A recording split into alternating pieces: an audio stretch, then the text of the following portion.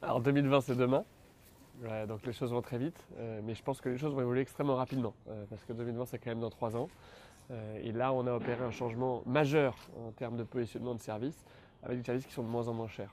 Aujourd'hui avec l'offre plus qu'on a lancé le mois dernier, où on offre un service à 5 euros, 24 heures sur 24, 7 jours sur 7, quelle que soit la distance dans Paris, Neuilly, Boulogne, Levallois, on va avoir un service qui va prendre une part de marché de plus en plus importante. Et je pense que d'ici à 2020, la grande majorité du service et de ce que prendront nos utilisateurs sera ce service plus.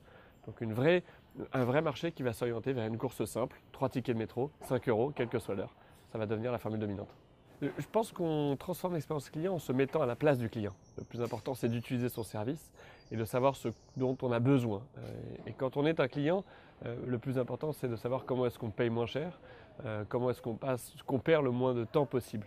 Et c'est comme ça qu'on continue à innover chez Le Cab.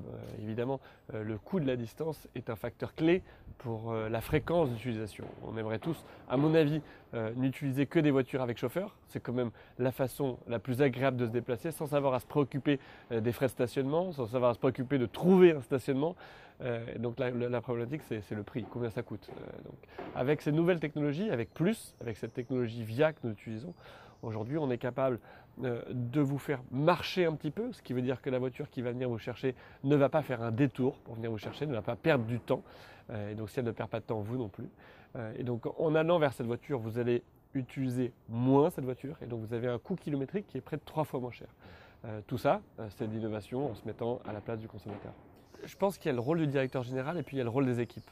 Je pense que les équipes doivent avoir des objectifs qui ne changent pas en permanence. Les équipes sont fixées sur un objectif qui est précis, qui est clair, qui doit s'inscrire dans la durée pour qu'elles aient le temps d'exécuter. Je pense que le rôle du président, c'est d'avoir la vision, de savoir vers où l'entreprise doit s'orienter, vers quoi elle se dirige. Il doit rester attentif justement à cette innovation, à ce qui pourrait impacter l'avenir de l'entreprise à moyen ou à long terme.